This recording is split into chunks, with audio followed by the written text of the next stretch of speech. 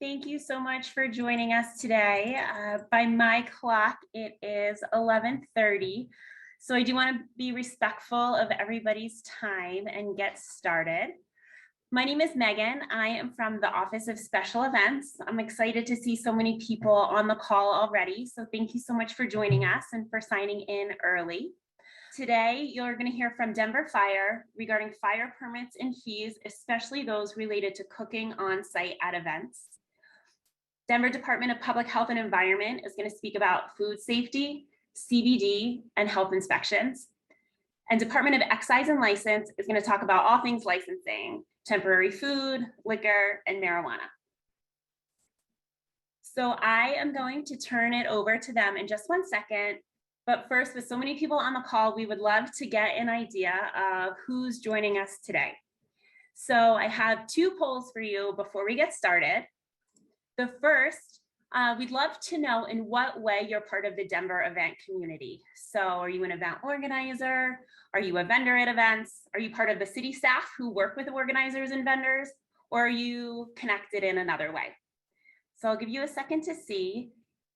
We have definitely a nice variety of people on the call today, mostly vendors, which we love, organizers as well, and then city staff are here too. So it's great to have everybody and to make sure that we're all on the same page for this event season. The second question I have for you is we would love to know what your experience is with participating in or organizing events in the city and county of Denver.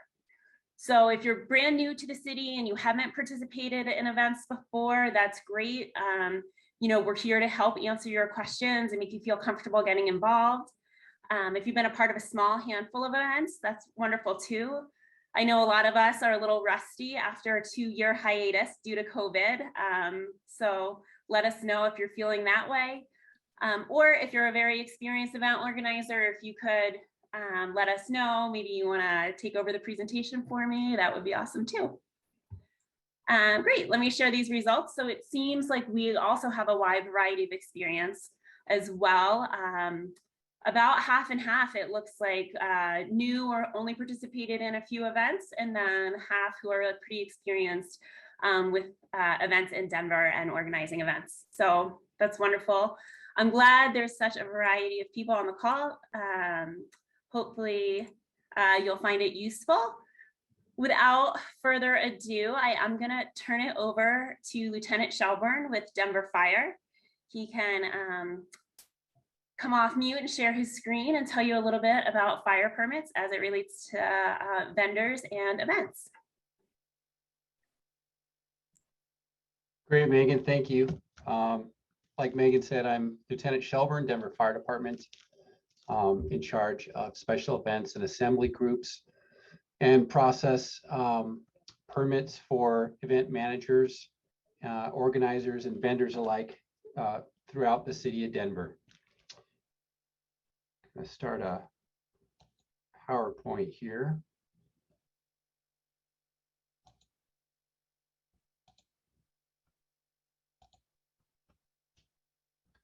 That one come up?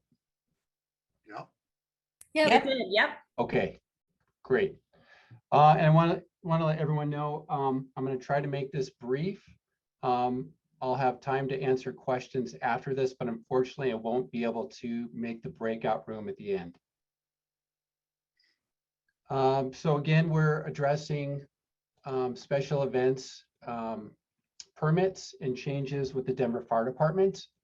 This is specifically addressing you guys that have tuned in today, the vendors, and only for public outdoor events, which is really in the realm of the Office of Special Events on public places. The fees moving forward will look a little different. The reason for this, we have a new chief, a lot of turnover here at Denver Fire, and administrative folks, officers, and down the line. Prior practices were a little looser, and frankly, they weren't quite as consistent or transparent as what the fire marshal would like to uphold going forward. And all this, we're trying to ultimately gain compliance and safety and make your event as safe as it can be. Here's an example of what the old permit application form looked like. Everything now is not done this way. It's done through the Acela program online. And I can provide, I think Megan's got this, a walkthrough, a step-by-step walkthrough that should assist you guys, a document, as far as your special event fire permit, because it is on the application side, your guys' side, it is a little confusing. New things in 2022, the parade and the floats don't really apply to you, but the carnivals and fairs certainly do in street markets. We've got updated checklists for the carnivals and fairs, and we've changed our fee schedule. There's no new fees, however. These are just fees that were never assessed in the past. And we can provide all these documents. And currently our fee schedule is posted on the city website if anyone is interested to look at that. So for many years, Denver Fire has issued permits for events like Taste of Colorado, and we would do one blanket. Here's an example of past practices, a blanket permit at a nominal fee, but it wouldn't really address all the hazardous or safety issues like the amounts of propane, specific quantities of heaters and generators. And now anything that should be permittable, we are permitting. And this would also include flammable liquids as far as diesel and gasoline. Unfortunately, there are tragedies and accidents happen, as everyone knows. We see them every day. Addressing propane, this is really specific to you guys being vendors. Propane is inherently dangerous and used in large quantities at public gatherings. Because of these dangers, Denver Fire regulates, inspects, and permits for liquid propane gas to ensure the safety of all involved. In 2018, a fire occurred at Taste of Colorado vendor site involving cooking under a booth with propane. Fortunately, the fire was extinguished by a quick acting on-scene detail firefighter. In July 2014, a food truck's outdated 40-pound propane tank exploded in Philadelphia and killed 3 people and severely injured 11 others, ending in an unprecedented $160 million settlement. Unlike natural gas that rises and dissipates, propane is heavier than air. When it's out of its container, it will seep into low-lying areas like streets or sewers until it finds an ignition source. And this could be open flame, a spark, a car exhaust. And even in downtown Denver, we've got the second largest steam generating underground system in America, second only to New York City. Which fees may be new to you? Well, it's going to be the propane primarily, which is called use and storage. And this will be used to power cooking appliances, temporary heaters and generators. We have to account for every pound of propane that's used, and that's going to be reflected in, we need to know in your permit the exact number of cylinders and size of cylinders that you're looking to use and what they're going to be powering. We need to ensure that it's out of open flame and it's chained and secured so it won't tip over. We'll need things like site plans, and also there's no cooking allowed underneath tents, canopies, and inside of booths.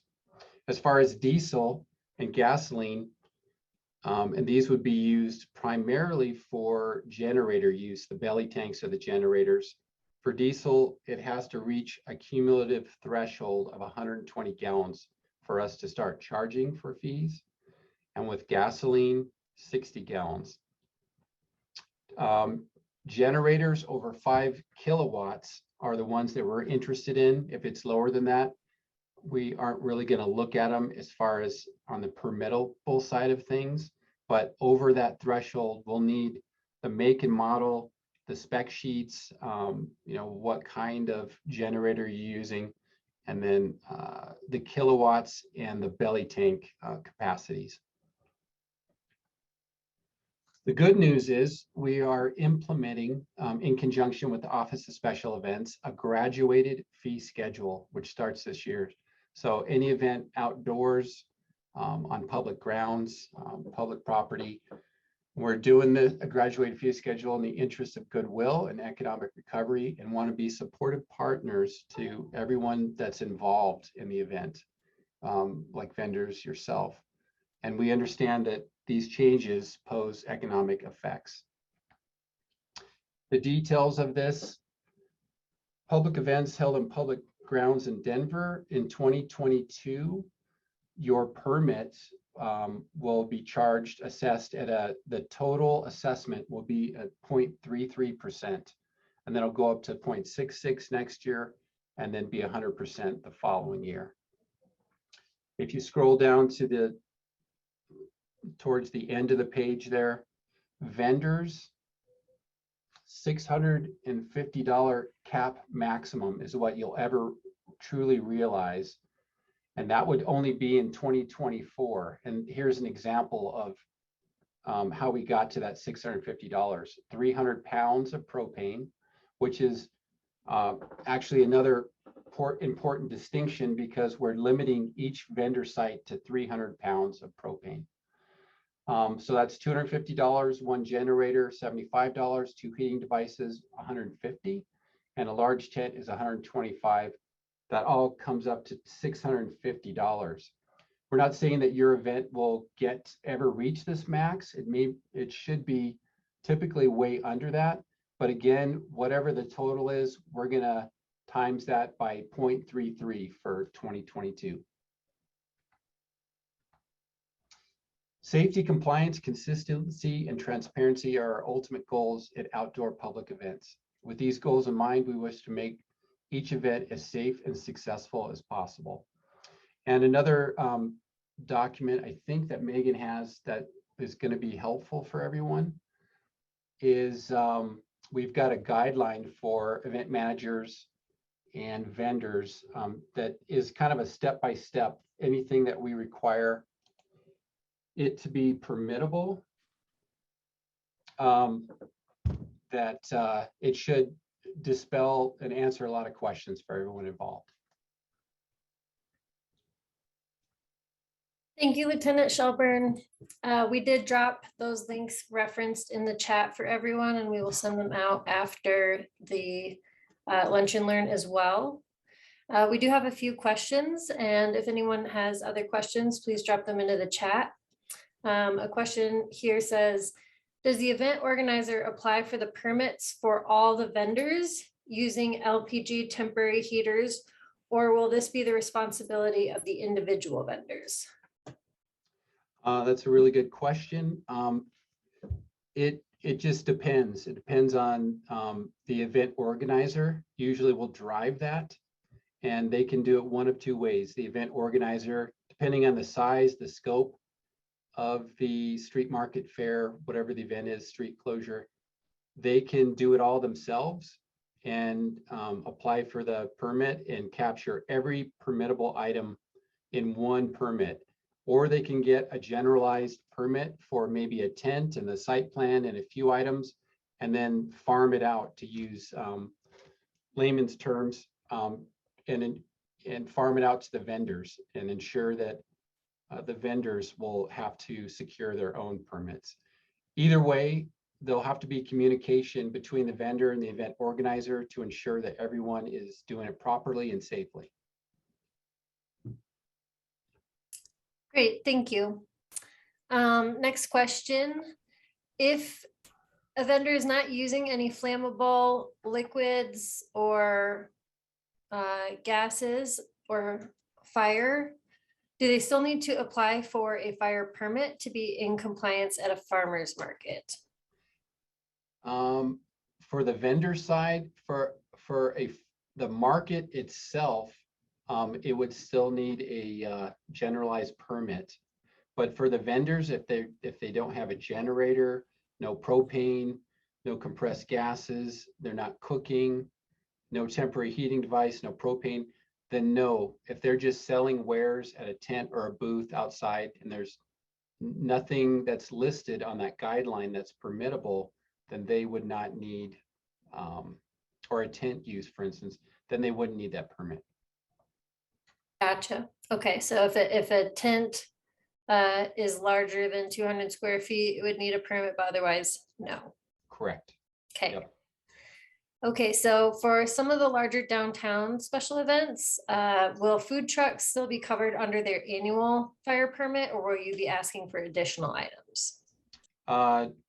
No additional items. So if you have your current license and current annual fire permit, the food truck is good to go.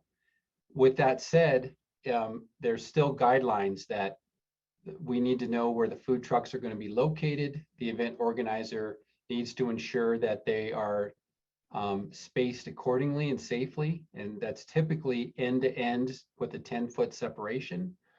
And in the end, the event organizer is going to be responsible that everyone has their permits and are good to go for the event. Great, thank you. And then just to clarify further, so if it's not a food truck, but say just a temporary restaurant vendor that in a booth, can they get an annual permit for multiple farmers markets, or do they need a separate permit for each market that they participate in? So if it's a cookie cutter type event that they're in, let's say they're in the Taste of Colorado, and then they go to another, we don't really issue an annual that I know of for that type of a question. But yeah, hopefully that clarifies. It has to be similar like events for them to so for instance, if you're participating in the South Pearl Street Farmers Market, and it's the same event week over week over week, they can get one permit for that recurring. Correct. But then if you try to use that for Taste of Colorado, Pride Fest, whatever, different event and new permit each time. Got it. Thank you for clarifying. Yep. Okay, so one vendor asks, we roast nuts on site and our roaster is inside of our tent. The propane tank is placed outside the tent. Do we have to put the roaster outside the tent as well? Correct. Yes, you do. And Okay. this is an example of prior practices. We used to, Denver Fire Department, before I got here, would allow sometimes cooking under tents, would allow sometimes cooking or roasters in booths, and we're not allowing this anymore. And we understand that poses a little bit of a hardship and complication, but we're going to try to make it as safe as possible. We don't want any cooking in a booth, canopy, tent, and there needs to be some kind of a lid and separation from those flammable structures.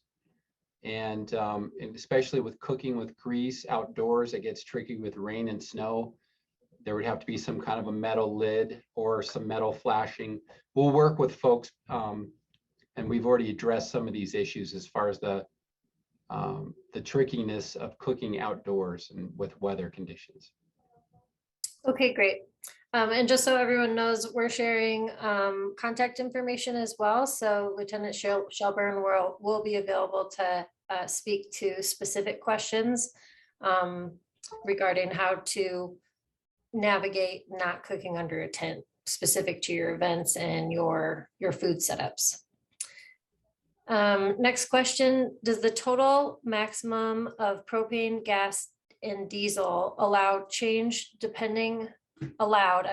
does the total amount allowed change depending on the event footprint size? For example, would a smaller footprint have a lower amount of Lower gas threshold allowed on site? No. So if it's a farmer's market that has one vendor, we would still cap that off at 300 pounds per vendor site. If you put it, plug and play that into a larger event, each vendor, again, individual entity would be limited to 300 pounds as well. Now, if the event organizer does one overarching permit, we're not going to limit the whole event like the Taste of Colorado to 300 pounds. We'll look at the totality of it and all the vendors and allow beyond the 300 pounds, if you understand where I'm, it'll be a cumulative thing for all the vendors. Great, thank you. Yep. Does the Denver Fire Department have specific recommendations for an outdoor vendor using an open fryer if it begins to rain? Yes, we do. And we can reach out to me and we can talk more about this, but yeah, it would be some kind of enclosure on the sides to break for wind, preferably for any cooking, frankly, that's outdoors. If you're worried about wind, rain, things like this, it can't have a roof, can't be a structure, because then you're into the building department side of things. But a metal lid, like I referred to before, as far as something to snuff out potential smoke and fire, and then also to stop rain and snow from getting into that fryer. Great, thank you. Just a couple more questions here for you. If I am only using a 3 kilowatt generator, should I apply for a permit? No. So it has to reach that over 5 kilowatts, which is expressed as 500 watts. It has to be beyond that for Denver Fire to really care about and account for that to be a permittable item. Okay, great. And then last question to clarify, do we have to get a permit for every event and pay for every event as well? I think we covered this a little bit earlier, but I think it's good to reiterate because this is at top of people's minds. So yes, every event. There's no annuals. Every event's different, and yes, you have to resubmit for every event if being a vendor. We don't issue any annuals or 6 months. And we look at each event as a separate entity and a separate event. okay, great. Those were all really good questions. So thank you everyone for dropping those in the chat. I think they're all pretty widely applicable. Does anyone else have anything for fire before we move on to our next presenter? Okay, great. Thank you, Lieutenant Shelburne. We really appreciate it. Thank you. Bye-bye. Wonderful. So next up, we have Department of Public Health and Environment. They're going to give you guys some information. I see Maggie and Kirsten online. Hey. They're going to share their screen and give you some information about food safety, CBD, and health inspections. Great job with those questions. Please keep sending them in. And of course, if you want to pop off mute and ask your question in person, you're welcome to do that also.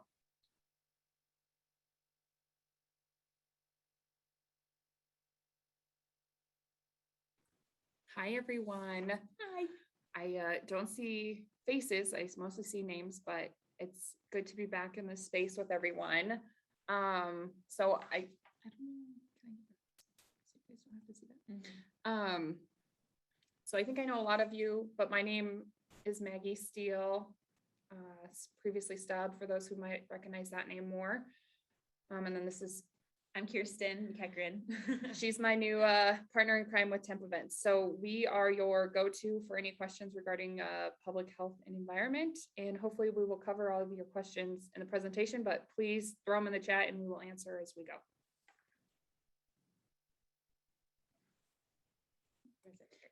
Maybe. There we go. Okay, so we have a few different licenses that we usually see at Temp Events. One will be a mobile retail food establishment license. So that's for food trucks, trailers and carts, anything that has wheels and can move. And so those operations can't operate under a temp license at Temp Event. Then we have the temporary retail food establishment license. That's a table and booth setup. So yeah, you need that to operate at the Temp Event. And then hey guys, sponsored booths. Real yes. quick, sorry to interject. We had a request for speaking up a little bit. If you guys could speak a little louder. Sorry. Thank you. Yeah. And then for event sponsored booths, you can operate under the event's liquor license. And a commissary may be required for any food preparation. So like washing produce, washing wares, cutting garnishes for those. And then a retail food license cannot be used to prepare and sell food outside of that brick and mortar location. So you wouldn't be able to operate under it with a tent and table with your retail food license for your brick and mortar. So what a commissary kitchen is used for is for extensive prep. So, mixing ingredients together, slicing, dicing, butchering, sausage making. If it requires more than one cut, it needs to be done at the commissary. So we can't cut fruit, at the temporary event, things like that. You'd also use your commissary for produce washing, washing dishes, getting your clean water for your hand sink, as well as disposing of your gray water, your wastewater. And then we have the Affidavit of Commissary that we would need to have filled out. You need this in order to obtain your license. The top section is for the business operator to complete, and the bottom is completed by the commissary. And you want to keep the signed and approved copy on site at the event, so we can check that when we do the inspections. And restaurants that are using their own facility as the commissary don't need to complete the document, but you do want to have your restaurant's BFN number available during the application process, so we can confirm that you have a safe place to prepare your food for the event. So that'll be, maybe, people who are on can touch base, but when you apply for your license, there's the option to either upload this affidavit or to enter the BFN number. So if you are using your own restaurant, that's why you don't need to fill this out. The BFN, it's all on the online temporary restaurant license application process. All right. Sure.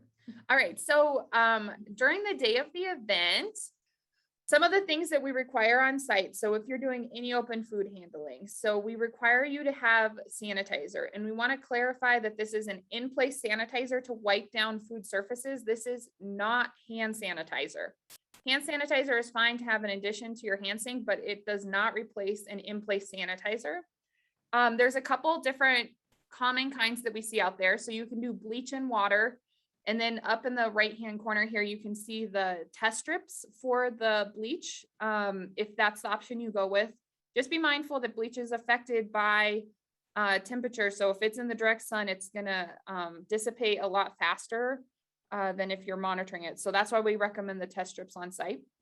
Quaternary Ammonium, so typically that's your red sanitizer, and you can see that down in the bottom right-hand corner. Again, there's test strips that are your best friend to check that. Traditionally, about every 4 hours is when you want to check this, but again, temperature is going to create varying concentrations. And then the last and usually best option for temp events and food trucks is to have a pre-mixed sanitizer that is always going to stay at proper concentration. The one in the middle here, the Apparel surface sanitizer for food contact surfaces, is a common one that we see these days. But there's like a million different brands out there. So you can get a pre-mixed one. If you aren't sure if your sanitizer is good, please reach out to us. We are here to help you.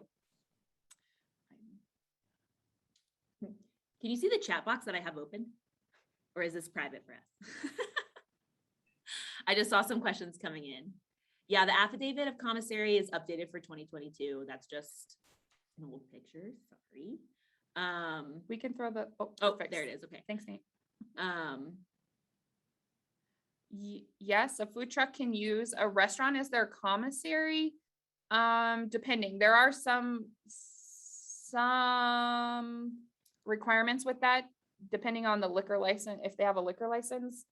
But and we want to make sure that you have all the right equipment and things at the commissary location for what you need to do with your food. Okay, we'll get to questions after. We're gonna just keep running through because there's more coming in. Yeah. Yeah, I'll pose you all the questions that come through in the chat at the end of your Thank you. presentation. Yep. All right. Another thing that we like to see on site for you all is a food probe thermometer. These are not just beautiful decorations. We really want you to use them to take the temperatures of your food and monitor it, right? Again, if it's 100 degrees outside, it's going to be a lot harder to keep your cold food cold. And so we want to use a thermometer to monitor that. And if you can't keep your food cold, we can use time as a public health control. All All right, hand washing stations. So again, hand sanitizer does not replace hand washing. You need to have, this is a great picture on the right here. So we require soap, paper towel, the catch basin, and then most importantly, we require a minimum of 5 gallons of hot water measuring at least 100 degrees. And it has to be from a continuously flowing spigot. So it can't be one of those orange Gatorade tubs where you have to hold down the button to get water. It has to be free flowing. So Cambros are good for that. There's tons of, I've seen Coleman have electric ones. There's been foot pump ones, but just making sure you continuously have that hot water available for you all to wash your hands. A good way to ration your water throughout an event is to designate someone to handle food and maybe someone to handle money. And so your tasks are limited. So that way the hand washing needs to be more minimal. All right, ready to eat foods. So anything that you are going to put in your mouth, thinking lettuce, pastries, nothing that the consumer is gonna eat or you're gonna cook again before the consumer eats it is considered a ready to eat food. And so please make sure that you're handling those foods with proper utensils, gloves, deli tissues, things of that nature. We just cannot touch it with our bare hands. Okay, so food temperatures. We want to make sure that cold food measures 41 degrees Fahrenheit or below, and hot food measures 135 degrees Fahrenheit and above. So you'll need equipment to either keep it cold or hot. If you can't do that, you also can utilize time as a public health control. So you can use time instead of temperature to keep your food safe.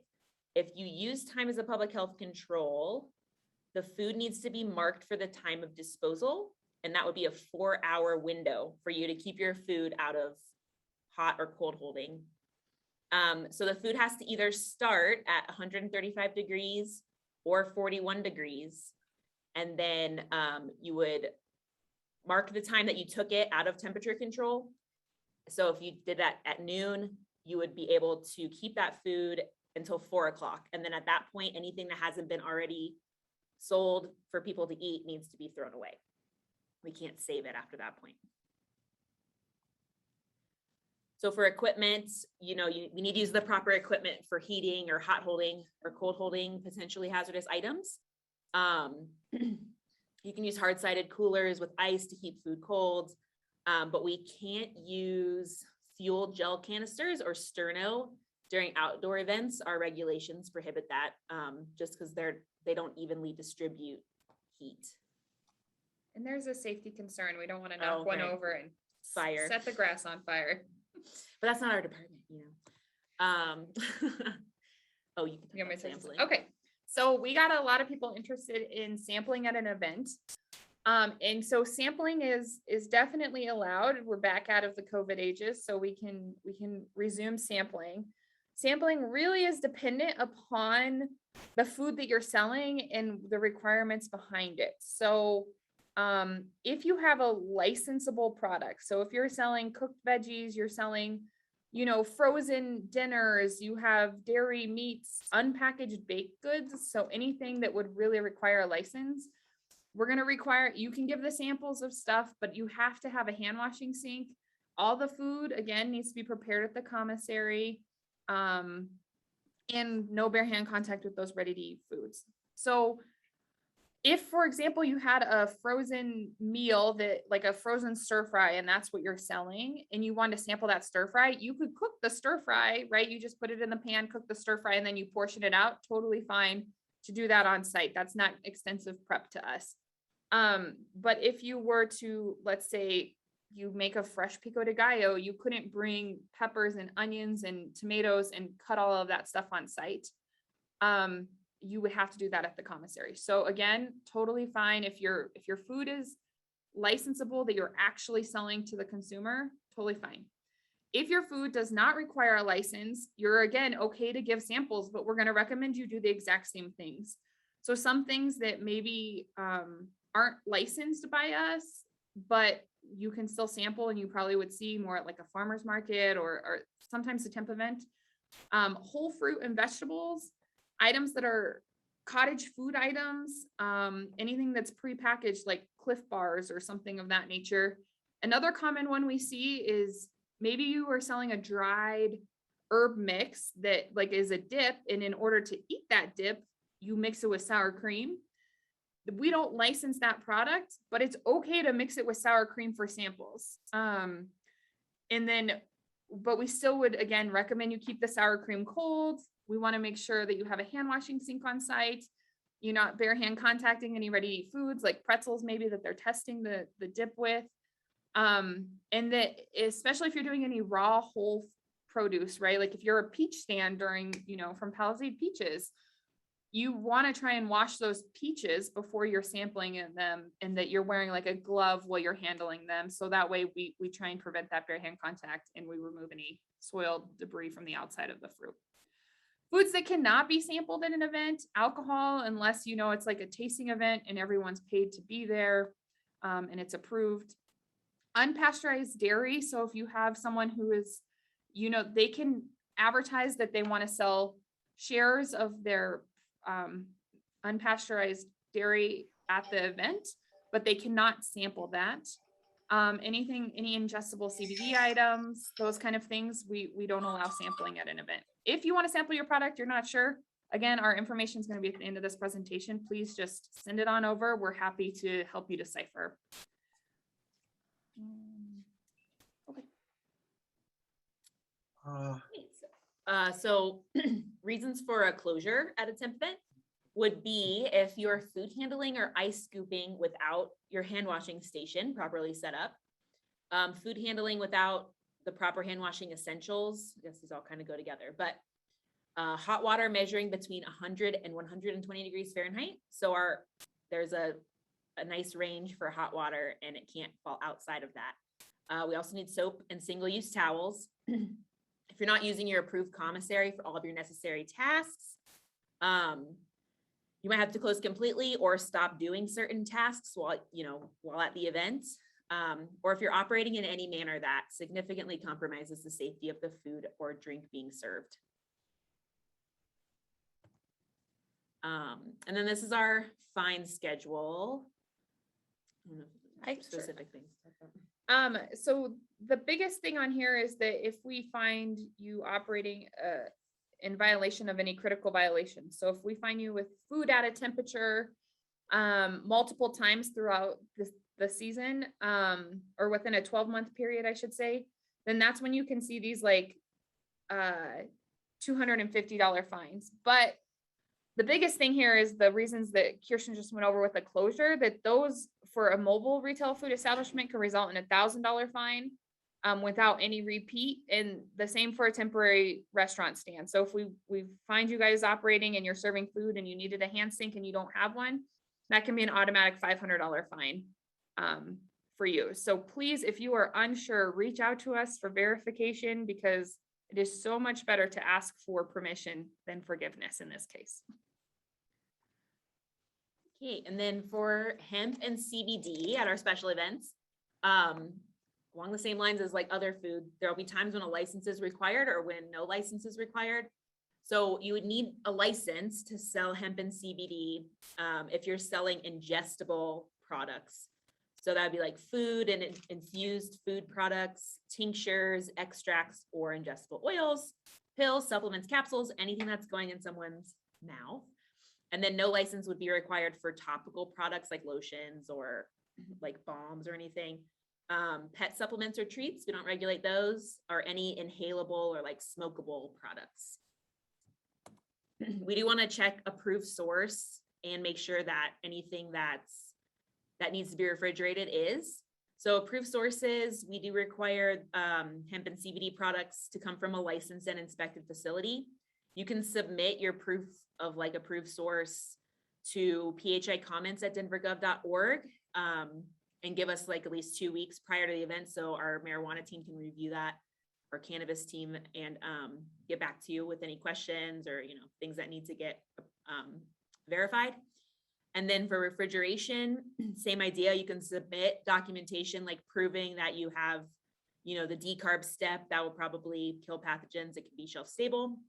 That would just need to be reviewed and approved. If you don't have that approval by us, just want to keep the following items maintained at 41 degrees or below, the same potentially hazardous products, extracts, oils, tinctures, beverages, butters, honey, oil-filled capsules, or any other food products that could be potentially hazardous under our food rules and regulations. And that's all. And that's our contact information. And we should stop sharing. Great, thank you guys so much. We do have a few questions here in the chat for you, so I'll just go ahead and scroll back up to where we left off. Let's see. You did cover this a little bit in the presentation, but just to reiterate, if I sell prepackaged cottage foods at a farmer's market, can they be given away for free samples? And is that considered open food handling that requires any extra licensing? So yes, you can sample. And if it's truly a cottage food product that you're making in your home, we would not regulate it. So yeah, I would reach out to the Colorado Department of Public Health and Environment for questions about cottage foods, because they regulate those foods, or they have that program. Great. Can a manufacturing plant be the commissary if they have a BFN? Yeah, so you can submit an affidavit of commissary for any facility, and then we would evaluate to make sure that they have everything you need to be successful there. Dominic, I thought I just saw you come off mute. Did you have a comment? No. Okay. Okay. What licensing steps need to be taken if we prep food at our licensed Colorado food manufacturing facility outside of Denver County, but plan to bring that food to sell at a market inside of Denver County? So you would need to be licensed as whatever platform you plan to sell it in. So if you're selling from a table tent setup, you would need a temporary license here. As long as you're producing, our regulations state within 30 minutes or 30 miles of your intended point of sale. So for example, and there's some leniency there, but if you are doing, the Taste of Colorado for 5 days and you have a commissary in Fort Collins, we're probably not going to approve that because it's like two hours away. And so just being mindful, as long as it's within 30 minutes, 30 miles, we traditionally will approve a commissary if they have what you need. If you still need the temporary event license though, to set up and sell here in Denver. Okay, great, thank you. Do non-alcoholic beverages, for example, coffee or tea, fall under the licensed foods category, or are they exempt? So it depends. Yeah, well, they would be exempt if we don't add anything else to them, but if you're adding like milk or creamer or, Ice. other, or ice, yeah, potentially hazardous foods, then you would need a license for those. Great. We have a question about alcohol sampling, and that is going to be covered in the excise and license portion of the presentation. So that will be up next. Nate Hayden from our office dropped in the guide for CBD product sales at special events for you all to reference. And we will be sharing the contact information after the event as well. So everyone that's attended will have it. Next question. We have a tent and a cart. We roast nuts on site. We sell at temporary events. Which license do we need? Does the cart have a hand sink on it? I mean, maybe that's one that's, if it's individualized, maybe we can have you guys reach out to PHI Comments. Yep. Because it really depends on the setup of the cart and if it's a piece of equipment or if it's really a mobile. We do have both. Great. So it depends really on your setup. And since CBD ingestibles cannot be sampled, can the topicals be sampled? Yeah, absolutely. Yeah, we don't regulate those. That's why you don't need a license for them. I'm trying to scroll through and see if I have cover some of the general questions so we can save some of the very specific questions for the breakout rooms. Yeah, I think, Rose, just in the interest of time, I do see that there are some pretty specific questions about food handling and their specific foods, whether it's nachos or dips. Maybe what we can do is ask that we hold on those questions until the breakout rooms, because then we'll be able to give more specific attention. I do want to leave enough time for excise and license, since they're covering a lot of licensing questions that have come up. So if that's okay with everyone, maybe we'll move on. I know Maggie and Kirsten are going to be in breakout rooms. So they're going to split up. So whichever breakout room you go to, you'll have somebody that you can ask these more specific questions to. How does that sound? Very good. Awesome. Thanks, everyone. Without further ado, we do have the team from Department of Excise and Licenses on. So I'm going to kick it over to them so they can share their screen and give you some information about licensing. Hi, everyone. My name is Crystal. I thank you for joining us. It looks like we have a lot of participants today, so we appreciate that. Let me share my screen.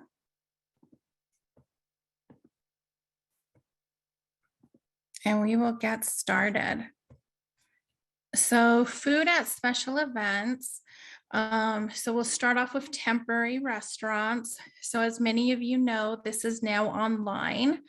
So a temporary restaurant would basically consist of a maximum of 14 days in conjunction with a single event or celebration. We recommend that the temporary restaurants apply with our department at least 7 days before the scheduled event. And then also an event organizer can establish the temporary restaurant event on behalf of the participants. As far as application fees, it is $100 for the application fee. That will give you a license for 1 year. And then each event, we charge $10 per day, and we max out at 50 at 5 days, so $50 per event. So we would email you an invoice, you would pay online, and you can pay with a checking account, savings account, or credit card. And then you would be able to apply online. And we've also created for all of our online applications training videos. So you can view those as well. So the required documents are basically now just the Affidavit of Commissary.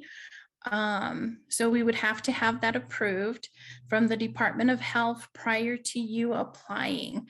So again, you guys would fill out the first section, the commissary kitchen, the second section, and then health would basically approve the last section. You can send this over to health at the phicommons@denvergov.org email. The only other thing that you would need is if you are a nonprofit, we would need a fee waiver request along with the 501c3. And then to get your license issued, we would basically need those required documents, the fees paid in full, if applicable. And then after that, you would receive your license via email. So I guess a popular question from the vendors is how to actually look up a business file number when they're trying to set up an event. So you can search, it would be online at this link. It would basically take you to our Acela portal. You would search by the street number, by the street name, hit the search, and it would display everything that's located at this address. From there, the only thing that we ask is that you verify that it's an active license, and then also that you are making sure that it's for the correct business, because most of these businesses apply under an entity name, and then you guys would know them by their trade name. So those would be the two things that we ask for with the temp restaurants. So on to retail food mobiles. So the application fee is $200. The license fee is $125. This one you can apply via email. You can apply via mail or in person Monday through Friday, 8 to 4 in our office. The required documents, this one is a little bit more extensive. So we have the mobile plan review packet. We have an acknowledgement letter. You need a propane tank. You need that affidavit of commissary. In this case, the affidavit of commissary does not need to be approved. They will do the approval on site when they are doing all of the inspections. The inspections would be done by health and fire.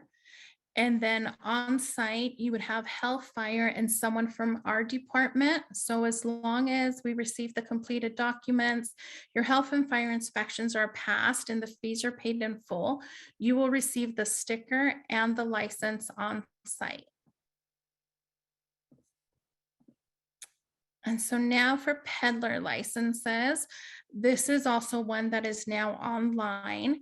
So for now, we are waiving the application fee. The application fee will probably be waived for 1 to 2 more months. And then after that, it would be $25. But as of today, it's just the license fee of $50. So you would apply online.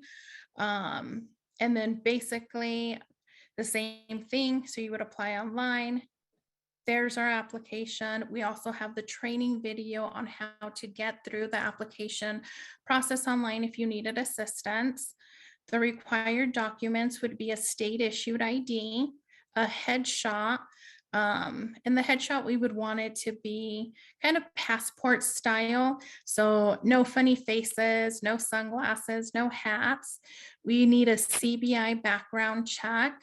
And then we would need you to sign a peddler's guideline and fill out an applicant criminal history form for us. And then from there, the license issuance, once we receive everything that we need, as far as the application, we deem it to be complete. If there is something on the criminal history, it would require another step. So we have in-house detectives that would take a look at it and then approve, recommend approval or recommend denial. If recommended approval is given to us, at that point, we would go ahead and be able to issue that license. Sorry, I went through it so quickly. We just have 3 sections. Do you guys have any questions on the food portion? Thank you, Crystal. So I don't see any questions specific to that section. So you guys are good to go to move on to the next one. Thank you. All right, thanks. Hi, everybody. Just want to quickly talk about marijuana at special events. My name is Abby Borchers. I'm a policy analyst with Denver's Department of Excise and Licenses.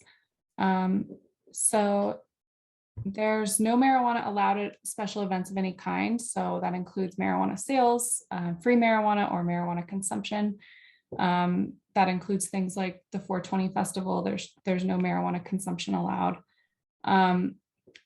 As far as marijuana advertising goes, generally advertising that's visible to members of the public from a public place is not permitted. So that includes things like billboards, flyers, signs mounted on vehicles, things like that. Anything that's visible to the public from a public place is not allowed. Marijuana businesses may advertise at events on private property as long as that advertising is not visible from a public place. So from the street or a sidewalk. And then advertising that's purely incidental to sponsorship of a charitable event is permitted, but note that that event does have to be charitable in nature. Advertisements in a newspaper or magazine are permitted as long as 71.6% of the audience is reasonably expected to be 21 or older. And marijuana businesses can distribute apparel, paraphernalia, and consumer goods at events. This is sort of a recent change that came about in 2021. So it's now okay to distribute things like t-shirts, hats, water bottles, pipes, any unregulated marijuana paraphernalia that has the business's name, logo, or design features of the brand, but it can't contain any other advertising of the marijuana business. So something like a t-shirt with the business's name on it would be acceptable, but something that said, a t-shirt that said, come and get some $5 pre-rolls at this specific store, that's considered advertising and wouldn't be allowed.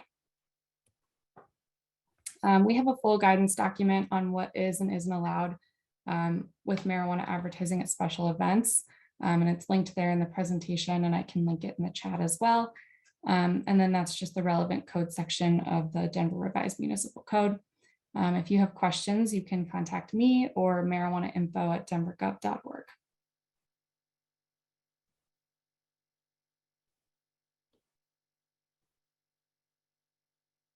Great. Thank you. Do we have any questions specific for Abby and marijuana? Okay, I don't see any in the chat, so we can move on to the next topic. All right. So liquor at special events. So we'll start off the special event liquor permit. So this is one that has also recently gone online. So a liquor special event permit is needed for an event that's open to the public and is selling alcohol through direct or indirect sales. So basically the one that we see the most are for nonprofits. And this is when an event wants to sell alcohol, it's open to the public where alcohol is available. It has a cash bar, or if they're taking donations, or if there's like an entrance and admission fee are required. This is when you would need it. So a good rule of thumb for this, I think a lot of event organizers get a little bit confused. So they'll say, oh, it's a private event because we have a list of people who are going to be, we know who's coming. So my question is, for that private event, did you have, like, did you go online and sell tickets to the public to get to this event? I would say 9 out of 10 times the answer is yes. So if the answer is yes, you guys did advertising, people had to purchase the tickets and it was open to the public, then it is no longer a private event, even though you know who will be going to the event. So think of a private event as like a wedding. So you know that, it's going to be guests from either the bride or the groom that will be there. So that's what a private event would be. So the overview, we would like you to apply 30 days in advance of the event. There's no exceptions to that. Another thing that we've been running into a lot lately is the zone use permit. So if you know that you're going to have an event, please apply for that zone use permit. You can still submit a zone use permit waiver to us to apply within those 30 days. But we do want you to get a head start on that zone use permit because we will not be able to issue the permit unless we have that. So it does have to be by a qualifying organization. So again, it's mostly nonprofits that apply for this. Light food, so sandwiches, food snacks have to be available at all times when alcohol is being sold. A special event permit may not be used by the same applicant for more than 15 days in one calendar year. So that would mean that each nonprofit for the state of Colorado has 15 days. So if they're doing events in Adams County, events in Arapahoe and in Denver, they just cannot exceed 15 days total for the state of Colorado. And then if you wanted to have music, entertainment, then you would have to apply for a special event cabaret permit. So this one, the application fee is $100. The licensing fee, the one that we see the most, is the $25 per day. We would email you an invoice and then you would log in to pay the fees. And again, you can pay with a checking account, savings account, or credit card. And then you would apply online. And we also have a training video on how to apply online. The required documents would be the state application. We would need your federal tax employee identification number, so your FEIN, a diagram of the premise.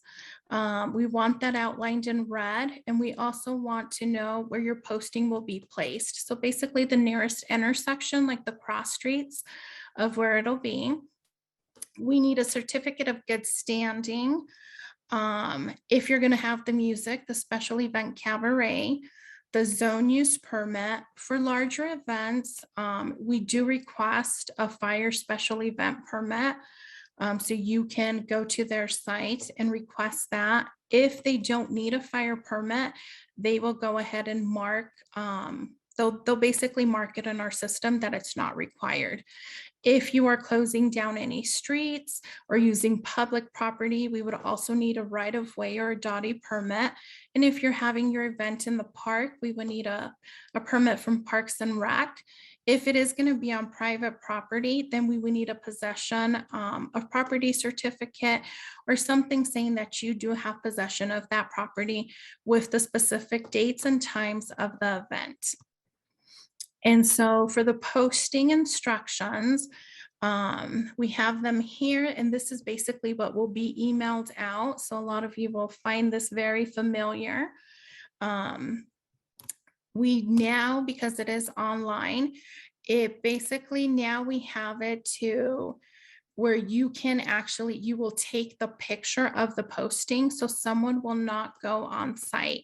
So you will take the pictures of the posting and then send those over to us. And then after that, in order to get this permit issued, basically we would need all of the required documents, including that zone use permit. The fees have to be paid in full. The posting would have to be approved. And then once it's passed, we would email the permit to you. And then this is the question about the farmers markets and the liquor sampling and sales. So you would need to obtain a temporary liquor sales room. So this would allow the liquor to be sold and sampled at farmers markets with this permit. In order to apply for this permit, you would have to be a malt liquor, limited winery, or distillery. This is good for up to 3 consecutive days. If it won't be consecutive days, you would just have to submit a separate application for each day. And then this one's a little bit different because you would have to submit to the state and the city separately, or you can just email both of us. And then zone use is required for this one as well. And then temporary modification of premises. So this would allow you to alter or expand. In most cases, it's expanding the footprint of your already active liquor licensed approved establishment. So this is sometimes like during the summer, we see this a lot where restaurants want to expand into the patios, is a big one. So this one also, we would like it 30 days before the event, before you want to do the expansion. So you would start here with the city, you would give us the application, and then we would work with the LED and get it over to the state. But you do need approval from both. This one, the permit fee would be $300. It's $150 for the build up, $150 for the tear down. And then you can apply, you can pay those fees online directly to the state, or you can make a check payable to the Department of Revenue. And then how to apply, you can do this through email, through mail, or in person at our office from 8 to 4. And then the required documents would be the application, again, your lease or deed or right of lease or deed, and then a zone use permit, a diagram. The diagram, because one copy will be going over to the state, we would ask that one copy is in red and the other outlined in black. And then your floor plan just needs to be on 8.5 by 11 inch paper. And we just want to know where the alcohol is going to be stored, consumed, or sold. The inspections needed for this will be from the fire department, the health department, building, and then excise would be the final inspection. We are checking the accuracy of the floor plan that you submitted at the application and that the physical layout matches that of the location. If it passes, which they do. So once it passes, at that point, the excise and license inspector would have that permit on site on hand and would give it to you at the conclusion of the final inspection. And that's it for the liquor section. And then this one, the contact info is a little bit different. So we do have a liquor and marijuana supervisor who is Cassandra Martinez, but her team's email is the exlapplications@denvergov.org. Awesome. That was a lot of information. Thanks, Crystal.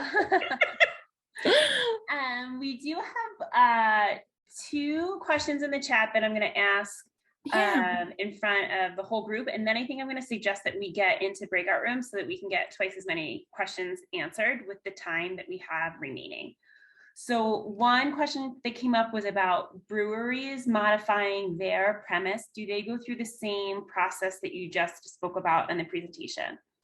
So if it is a state only, because we have the brewery pubs, so if it's a brewery pub and it's city and state, then they would go through that same process. If it's state only license, so just a brewery with nothing else, then they would go to the state directly for that.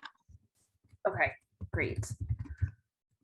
And then regarding alcohol sampling, if you're a nonprofit hosting a festival and pull a special event liquor license, are you allowed to sample if it is within the license boundaries with no other permits or licenses? Well, yeah. So my understanding from the state that it's only limited to those 4. So it was the distillery, the winery, and they can sample. So those people can sample anywhere. Let me get the exact ones.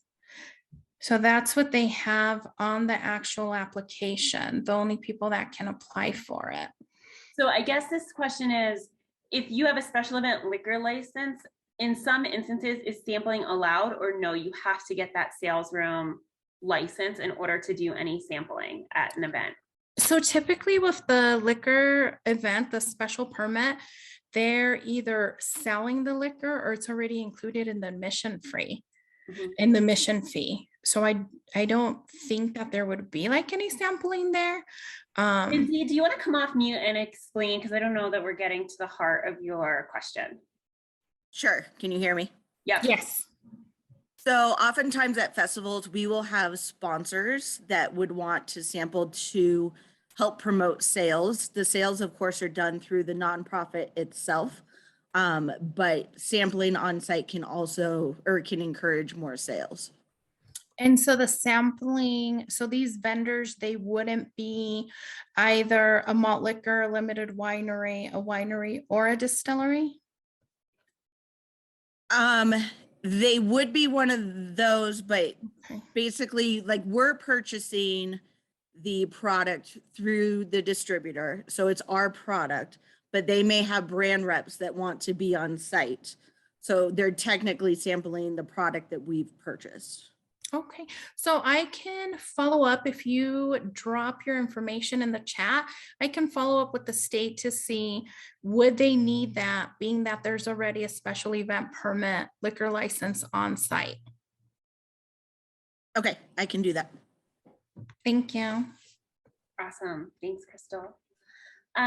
Perfect. I know there's still some questions out there. I know there's still questions about food and some questions about alcohol. So what I'm going to do, just so that we can get all of the questions answered, is to go ahead and open breakout rooms.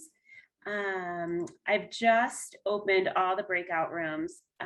So there are still a bunch of people on the call. There's about 70 of us.